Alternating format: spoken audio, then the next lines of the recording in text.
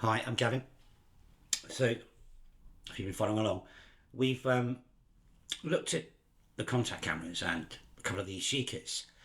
And as you sort of surmised, I'm quite interested in design of cameras.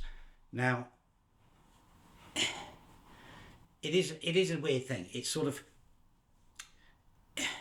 there comes a point when somebody just designs something that's quite breakthrough, because they themselves have seen all the issues people are having with cameras.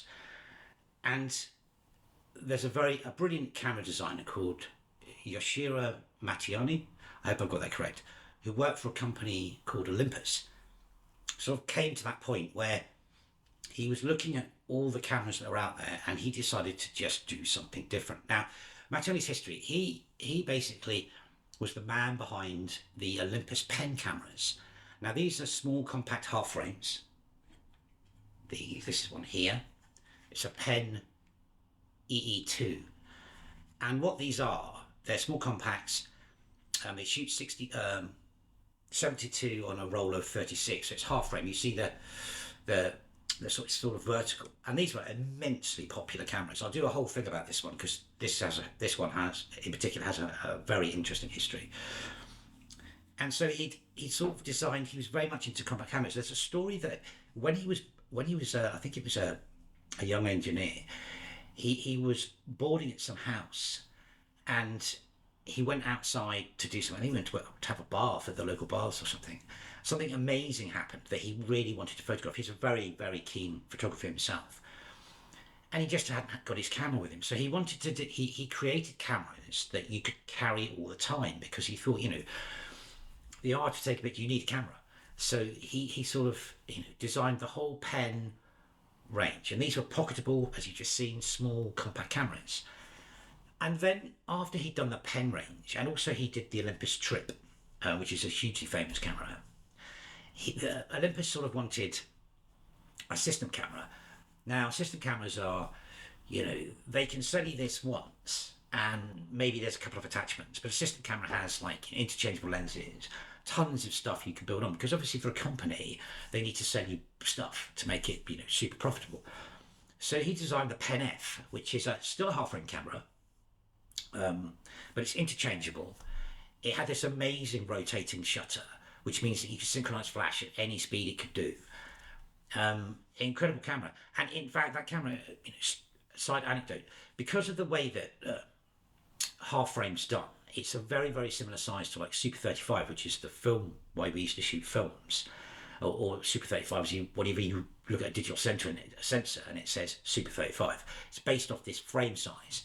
So what you could do with a Pen F, they actually had an adapter you could put on the front of a Pen F for what's called a positive lock lens, which is all the big cinema lenses.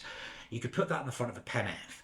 You could roll in your film stock that you were potentially going to shoot your movie with and test your film stock on the lens you were going to shoot with on the big camera. So really clever. I think there was 3 Pen Fs. But the thing was, like, the professional photographer wanted 35mm. So Mattiani was charged by Olympus to go off and make a full frame system camera. And obviously taking on board all these things about size, portability, he had to literally work from scratch to build this tiny package that you could carry around and do all these things. I think it took them 3 or 4 years to design it, and he was very meticulous with his constraints on the building process and how big it could be. And I think it ended up being 1mm bigger than his initial specifications, because all the engineers were sort of crying, we need more space, and he was just saying no. And to create this package, they had to make some very drastic changes to the camera. But these changes are so ergonomically right, as you'll see in a second, that it's amazing. It's like forcing design to do a certain thing makes you create better solutions. I don't know. Anyway, so in 1972 at one of the photo shows, they showed off this 35mm camera, and it was called the Olympus M-1, which is this. And it was quite a radical change in design. Basically, most cameras, as you've seen in the contacts, they have their shutter dial on the left hand side, or if you're like Nikon over here, you have the shutter dial on the right hand side. So when you're shooting a manual camera, this is a manual camera, it's not all aperture priority. If you want to make adjustments to your shutter, you have to sort of, Contax is easier, you can do this. On most cameras at the time, you'd have to do this, which is all very cat-handed because of the cocking lever on the camera, as I think they showed this on the Yashicas. And it's just not a pleasant shooting experience if you have to change shutter quickly. So what they did with the M1 is they moved all the shutter mechanism onto the front of the camera here. So now you can control everything with one hand. So you can do your aperture, your focus, and your shutter speed here, just by moving it around.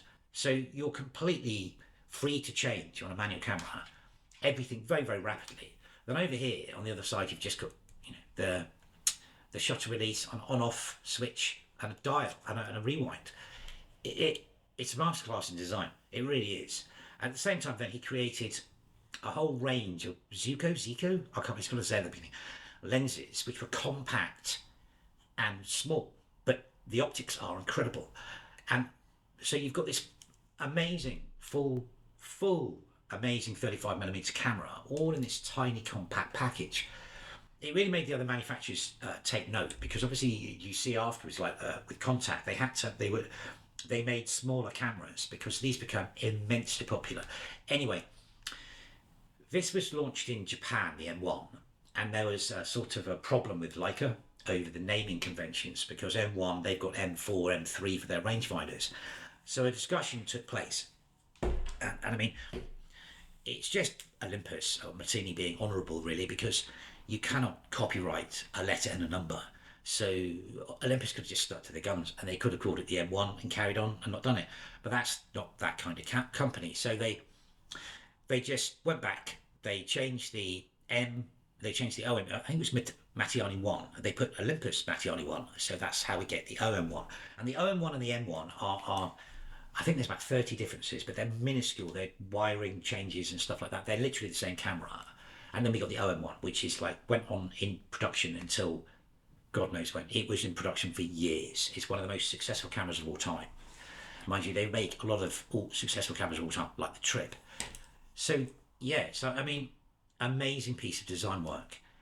And it created a whole range of Olympus OM cameras. They did two lines. They did what's called the single digits, which is OM1, OM2, OM3, OM4. And then beneath that, they did a more consumer orientated range, which is like OM10, OM20, OM30. The ones I've got are just the single digit cameras. But yeah, so we'll have a quick look through this on the table. And there's not much to see, really, apart from how impressive the design capability was of Mattiani and his team. And then I'll come back.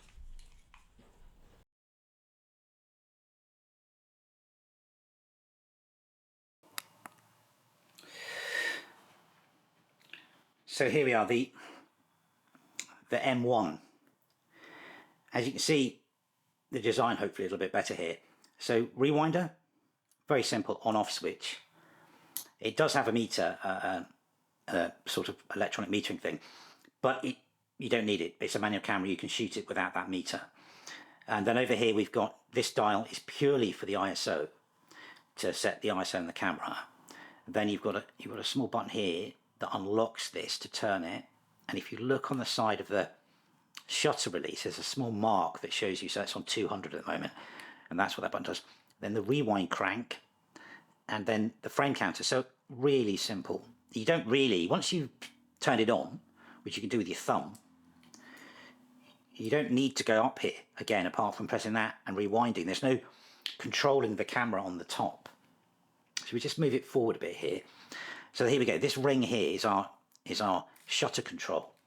You just move around. I'll just get a better angle on that for you. You just move that round, and that's controlling your shutter up to 1/1000th. And then the middle one, the middle ring here, is focus. And then here we go, and that's aperture. So as I said, everything's here for you, and you can control it with one hand.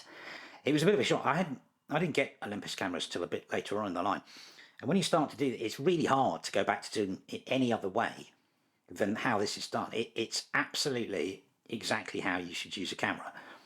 Your hands are free. It's not a barrier to take a photo. It's really, really clever. So let's just turn it over. So you've got a timer here, timer bar. Take that off. And then you've got, this is the rewind lock. So you turn that upwards towards the red bar, little red thing, and then you can rewind your film. Now you've got these appendages in here for, I don't know, appendages in here for flash. And then down here you've got your base plate and your battery. Now these, I think I mentioned it in another video, these cameras don't take generic off-the-shelf batteries that we make today. They were designed for different types of batteries, which I think were made illegal because of what was in them. So you have to adapt the voltages. Now with the OMs, you can get like this engine, but Luton cameras is great. They can put a in UK, that you can put a diode in, which changes the voltage of a standard SR44 to the correct voltage for the camera. And that's, you know, then you're off, you're good to go. And you can get adapters as well, but the diode's the best way to go. And then you'll get, you know, great results out of it. But look at that. I mean, it's a brilliant piece of engineering. It's fantastic. And just to show you, I mean, I'm going to bring the Pentax in again, the tiny Pentax. This came out a bit later on, but this came out in 1972. This came out a lot later. That's the small. This is on the right is the smallest SLR. See if I'm getting it all in frame ever made, and this is what they came out with. It's only slightly longer. This is 72. It's probably the same width, and I think this is what made them make that, because, you know, obviously everybody wanted to get into the small camera game after Olympus had rolled this thing out. Anyway, there it is. Simplicity itself.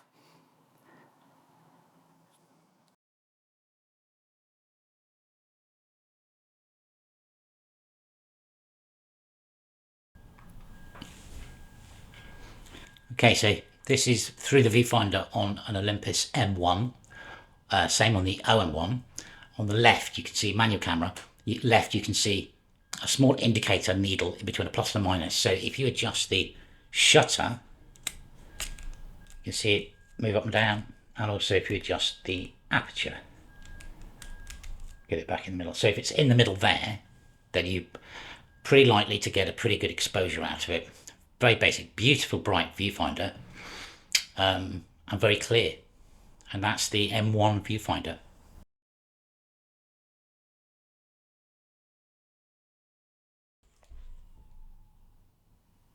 Okay, so that's the Olympus OM1, M1. An amazing piece of engineering and absolutely set the trend for small cameras. These cameras were used by some of the most influential photographers for the next 20-30 years. Donna Cullen, Litchfield, Tish Murtha. There's, you know, they were accessible, compact, accurate, and brilliant. I mean, to me, there's two design giants in cameras for me. There's Contact and Olympus. Nikon, they all make great cameras, but it's what went into the design that matters sometimes quite a lot. I mean, these are just gorgeous things to shoot. If you want to buy, as I said in this Yashica video, if you want to buy a manual camera to start off with, an Olympus OM1, and there's loads of them around, will just not go wrong. The lenses are affordable for them. They're incredible optics. And yeah, they're just wonderful things. Anyway, thank you for watching. Thank you.